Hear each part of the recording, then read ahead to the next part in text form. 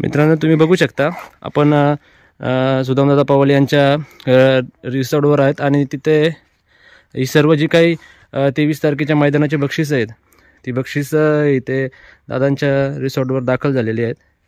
काही उर्वरित बक्षीस आहेत, दादा असे म्हणाले की काही बक्षीस बाकी आहेत, ती बक्षीस आज संध्याकाळपर्यंत येणार आहेत।